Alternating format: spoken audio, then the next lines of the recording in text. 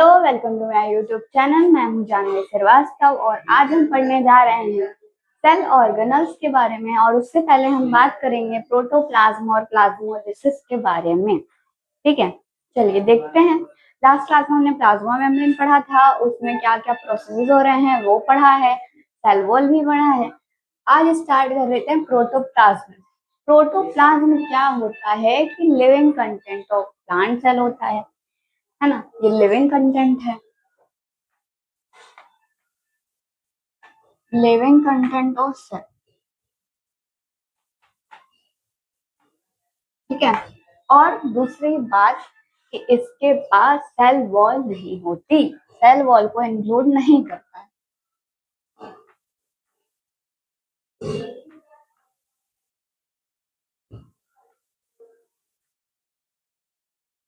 ठीक है भाई, बात हो गई।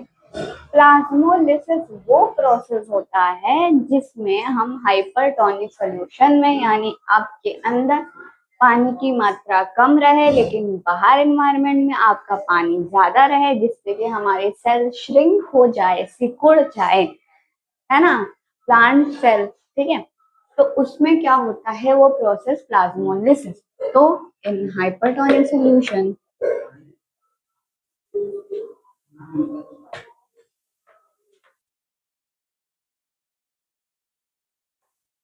protoplasm of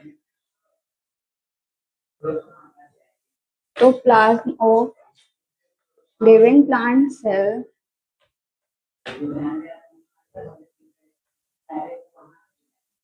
shrinks away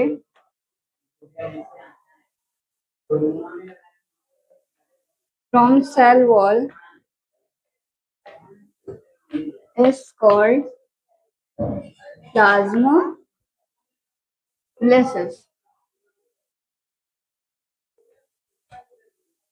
हो गई?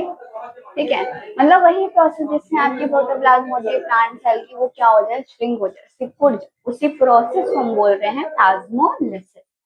चलिए फटाफट नोट डाउन करिए इसको। न्यूक्लियस के बारे में बात करते हैं।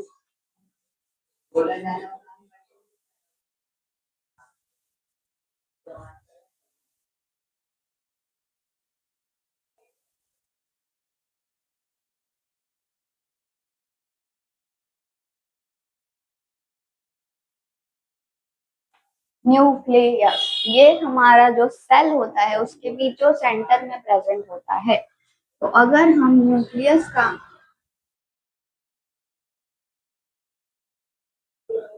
डायग्राम देखें अगर,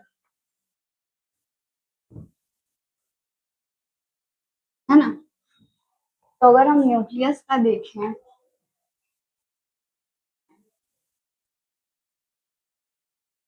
इसको बोलते हैं न्यूक्लियर मेम्ब्रेन, इसको बोलते हैं न्यूक्लियर मेम्ब्रेन, है ना। आउटर कवरिंग है न्यूक्लियर मेम्ब्रेन। ठीक है, ये न्यूक्लियर मेम्ब्रेन हो गया। और ये जो आपका पोर दिख रहा है ना, इस न्यूक्लियर मेम्ब्रेन के बीच में जो गैप है आपका, उसको बोलते हैं न्यूक्लियर पोर। न्यूक्लियर पोर यानी स्पेस है इन सबके बीचों बीच, है ना। और ये जो इसमें गोला सा दिखता है इसको बोलते हैं न्यूक्लियोलस, है ना, इसको बोलते हैं न्यूक्लियोलस। ये जो थ्रेड लाइक स्ट्रक्चर दिख रहा है इसको बोलते हैं क्रोमैटिन, है ना, क्रोमैटिन। तो न्यूक्लियस में आपकी इतनी सारी चीजें प्रेजेंट होती हैं। अब न्यूक्लियस के बारे में बात करते हैं, क्या है, सेंटर ऑफ द सेल में ये प्रेजेंट है, present at centre of the cell और control centre of the cell, centre of the cell, of the cell, है ना। ये हो गई बात। अब इसके पास न्यूक्लियर मेम्ब्रेन है, डबल मेम्ब्रेन होता है, क्या होता है वो, double membrane called,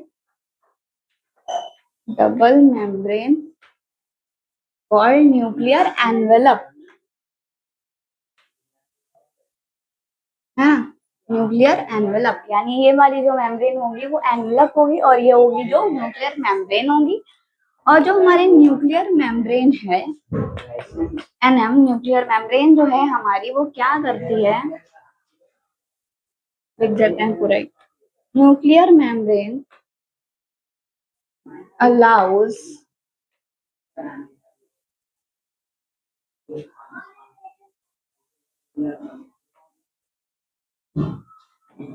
movement of particles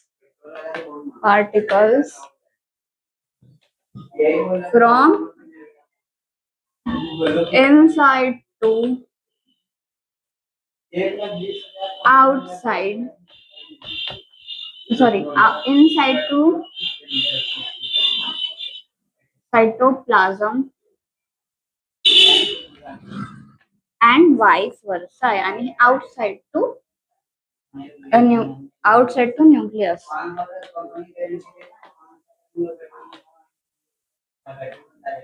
Has DNA.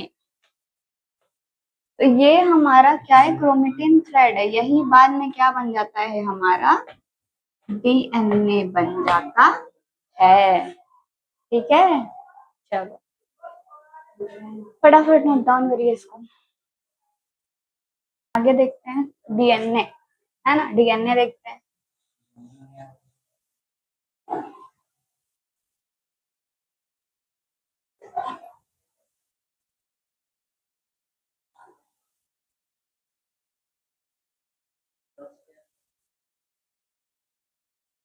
DNA सबसे पहले फुल फॉर्म देख लें, डीऑक्सी राइबो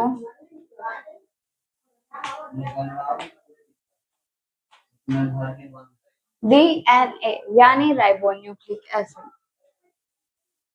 ठीक है, डीऑक्सी राइबोन्यूक्लिक एसिड। तो ये क्या होता है, थ्रेड लाइक स्ट्रक्चर प्रेजेंट होगा आपके,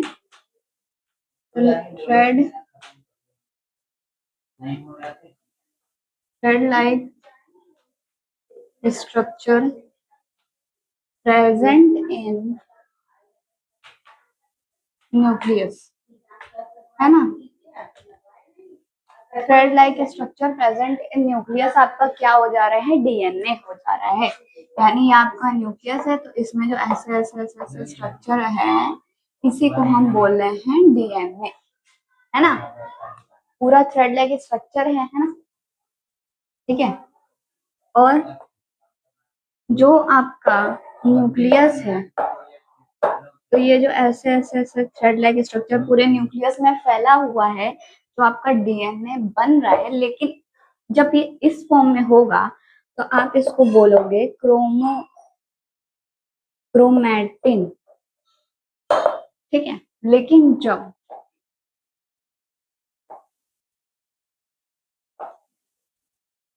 इस फॉर्म में होगा, दिस इज क्रोमोसोम, है ना। ये बात हो गई। और क्या बात हो गई इसमें, तो ये आपका क्या कर रहा है, कंटेन्स इट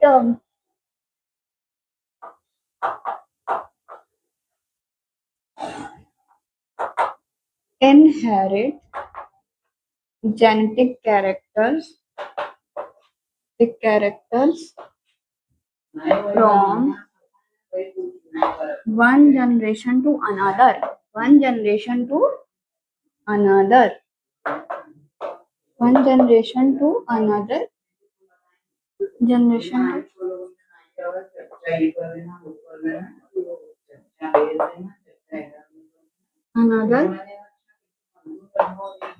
another जनरेशन।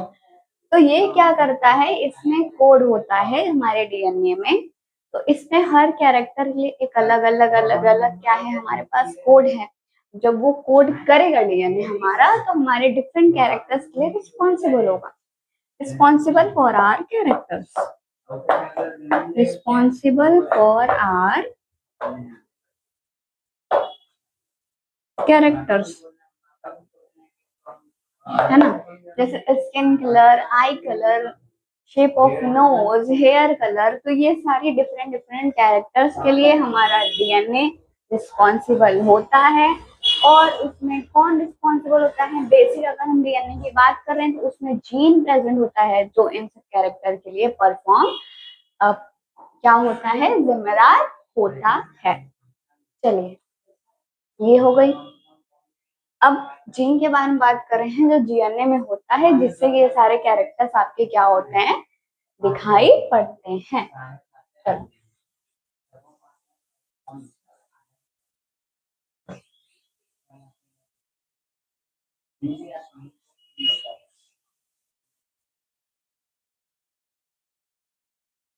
ठीक।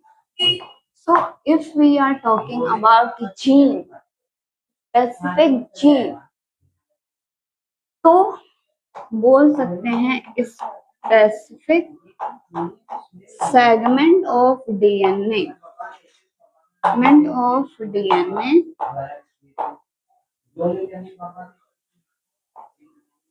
specific segment of DNA which codes for our different characters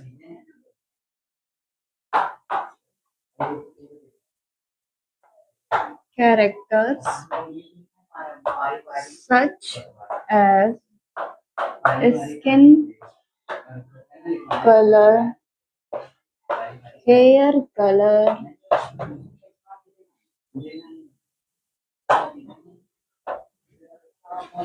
nose shape, etcetera. ठीक है, जीन क्या होता है, आपके डीएनए का वो स्पेसिफिक सेगमेंट होता है, जो आपके हेयर कलर हो गया, आपका आई कलर भी ले लो, आई कलर,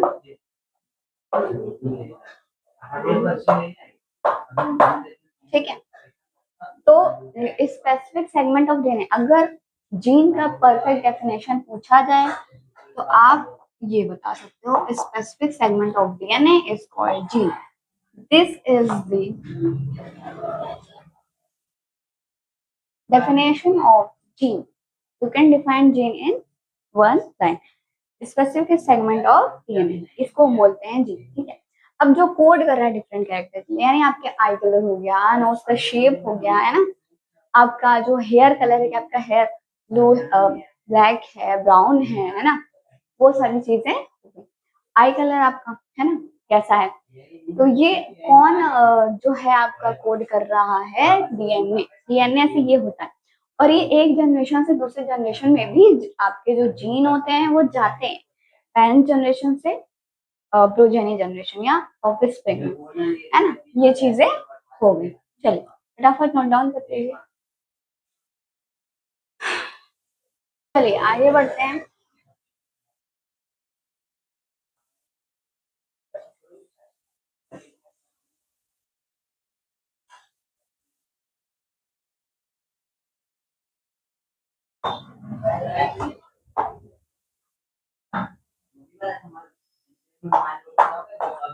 सेल ऑर्गेनल्स के बारे में अब हम बात करते हैं आप, ठीक है।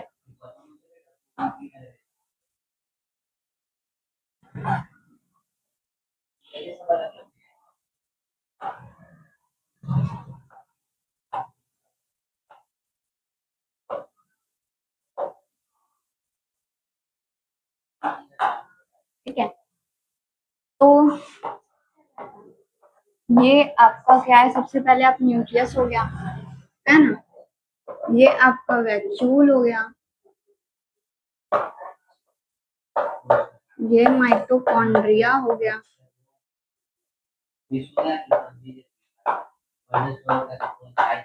प्लास्टिड्स हो गया, ठीक है, और आपका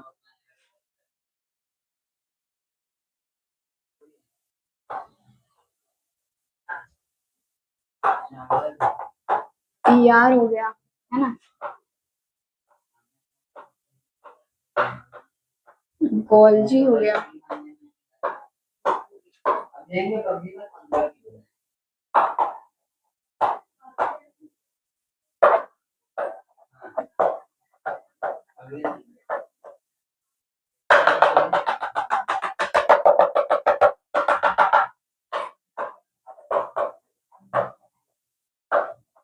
ठीक है। तो ये आपका जो माइटोकॉन्ड्रिया है, जिसे हम power house of the cell बोलते हैं, आपका न्यूक्लियस हो गया, ये आपका ईआर हो गया, ईआर यानी एंडोप्लाज्मिक रेटिकुलम, ये आपका गोल्गी apparatus हो गया, ये आपका प्लास्टिड हो गया, ये सेल वॉल, ये सेल मेम्ब्रेन, ये आपका वैक्यूल हो गया, है ना। ये सारे आपके क्या हैं, सेल ऑर्गेनल्स। तो अब हम बात करेंगे सबसे पहले इसकी। तो हमने ये पढ़ लिया, हमने ये पढ़ लिया, हमने ये पढ़ लिया, हमने ये भी पढ़ लिया, है ना। यानी हमने ये पढ़ लिया है, ये हमने पढ़ लिया है, ये हमने पढ़ लिया है, ये हमने पढ़ लिया है, ये भी हमने पढ़ लिया। अब किसका टर्न आता है, ई आर का आता है। चलो ई आर देखते हैं।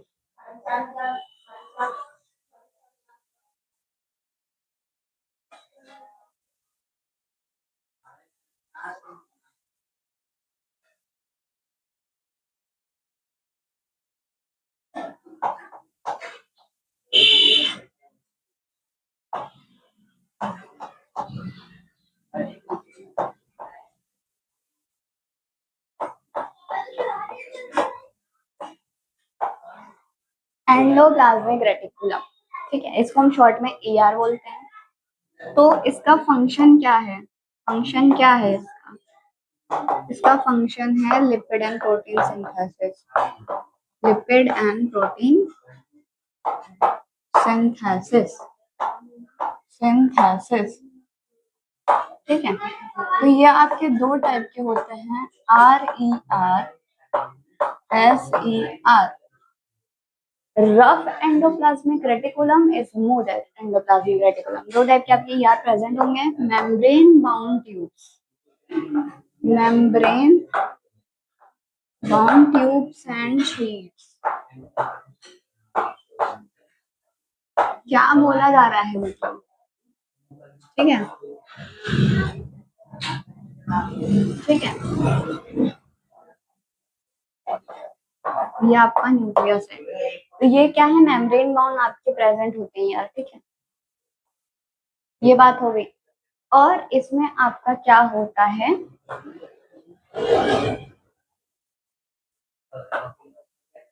Formation of plasma membrane. अब ये क्या बात है मैम, ठीक है, फॉर्मेशन ऑफ प्लाज्मा में क्या बोल रहा है यहाँ पे, लिपिड एंड प्रोटीन का सिंथेसिस कर रहा है। तो आपकी जो प्लाज्मा मेम्ब्रेन होंगी वो कौन सा किससे बनी हुई होती हैं, lipid and protein, lipid and protein synthesis, protein synthesis हो रही है। चलो, तो जो ये न्यूक्लियस गैस है ये ऊपर होती है, इसी को हम बोलते हैं रफ एंडोप्लाज्मिक रेटिकुलम। और ये जो नीचे होती है इसी को हम बोलते हैं स्मूथ एंडोप्लाज्मिक रेटिकुलम, ठीक।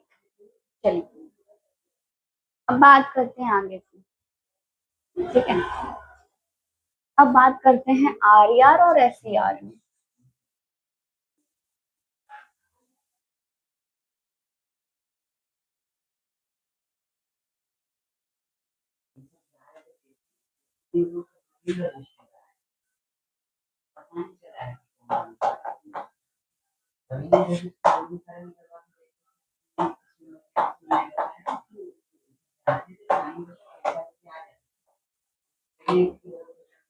ठीक है, चलिए। Rough endoplasmic reticulum, smooth endoplasmic reticulum. सबसे मेजर डिफरेंस इसमें प्रेजेंट है कि आपका ये जो भी आपका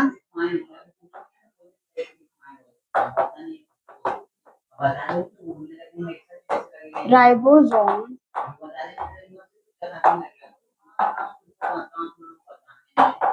attached to ER, ribosome not attached to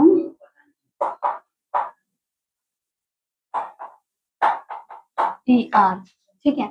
तो इसमें क्या है, राइबोसोम आपका ER से अटैच रहता है, ठीक है, प्रोटीन सिंथेसिस करने के लिए आपका अटैच है। तो ये क्या कर रहा है, protein synthesis, protein synthesis by ribosome protein factories. तो राइबोसोम क्या है? प्रोटीन फैक्ट्रीज हैं जिससे हमारा प्रोटीन सिंथेसिस पॉसिबल हो पा रहा है। इसमें क्या होगा? Lipid synthesis. ठीक है, समझ रहे हो? अगर हम बात कर रहे हैं और क्या हो रहा है, enzyme synthesis.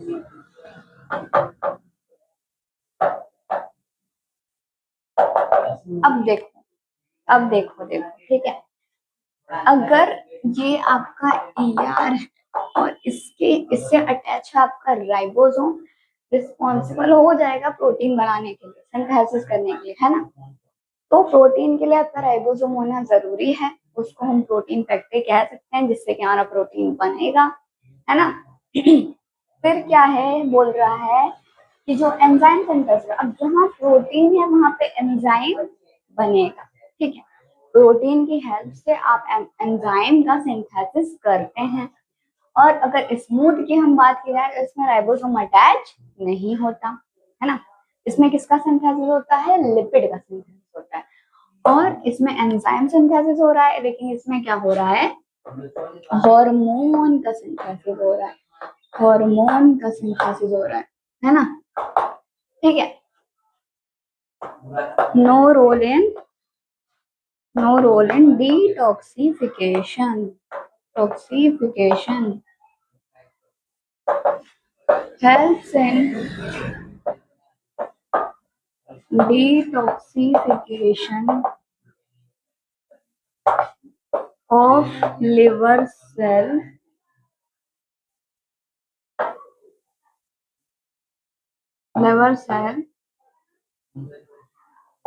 organism which has vertebra. Vertebra यानी आपकी जो बैकबोन होती है उसे हम वर्टिब्रा बोलते हैं, ठीक। तो इसमें हॉर्मोन्स डिटॉक्सिफिकेशन कर आपका लिवर सेल का, है ना। और किसमें कर रहा है? कौन सा ऑर्गेनिज्म में कर रहा है? तो जिनके पास वर्टिब्रा होते हैं, यानी जिनके पास आपका बैकबोन होता है। फटाफट रिवाइज कर ले। Rough endoplasmic reticulum, smooth endoplasmic reticulum. Rough endoplasmic reticulum में आपका राइबोसोम अटैच हो रहा है, स्मूथ वाले में नहीं हो रहा है। इसमें आपको प्रोटीन सिंथेसिस हो रहा है क्योंकि राइबोसोम अटैच है ना। प्रोटीन फैक्ट्रीज है, उसमें क्या हो रहा है? स्मूथ में आपका सॉरी लिपिड सिंथेसिस हो रहा है, ठीक है। फिर आपके इसमें आ जा रहे हैं, तो आपका प्रोटीन सिंथेसिस अगर हो गया है तो आपका एंजाइम सिंथेसिस भी हो जाएगा, ठीक है, प्रोटीन की मदद से। उसमें आपका हार्मोन सिंथेसिस होगा स्मूथ वाले में। और जो आपका रफ ई आर है वो आपका क्या करता है? इसमें इसका रोल नहीं होता है आपके डिटॉक्सिफिकेशन का, लेकिन आपके स्मूथ में डिटॉक्सिफिकेशन ऑफ लिवर सेल होगा। किसमें होगा? ऐसे ऑर्गेनिज्म में होगा जिनके पास वर्टिब्रा होगा, यानी बैकबोन होगी। एक चीज और, अगर आप इसको और इसको माइक्रोस्कोप में देखोगे तो ये रफ दिखाई देगा और ये स्मूथ दिखाई देगा, इसलिए इसका नाम ऐसा पड़ा है। चलिए फटाफट नोट डाउन करिए, आगे बढ़ते हैं। चलिए आगे बढ़े।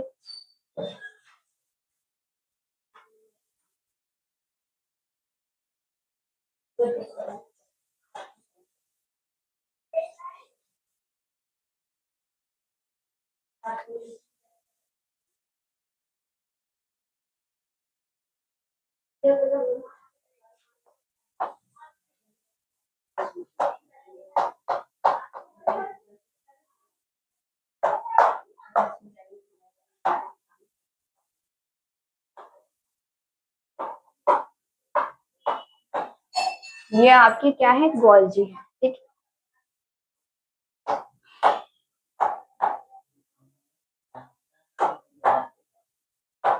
Membrane bound vesicles arranged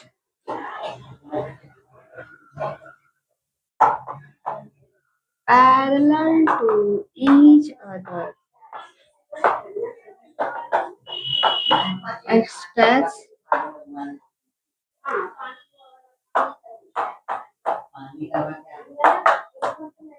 function क्या है,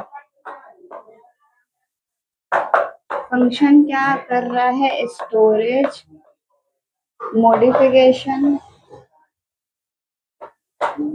packaging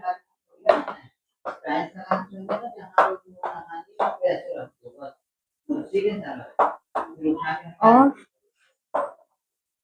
products like protein and lipid synthesized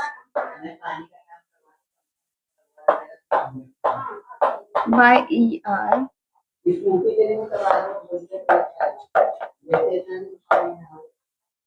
ठीक है, dispatched to various targets।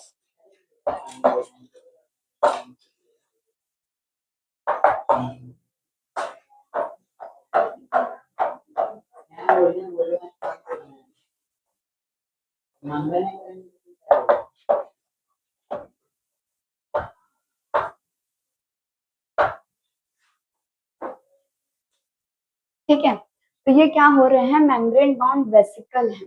ठीक है, कैसे हैं आपस में, पैरेलल, पैरेलल हैं आपस में ये। ठीक है, और क्या फंक्शन होता है, स्टोरेज का होता है, मॉडिफिकेशन का और पैकेजिंग का हो रहा है।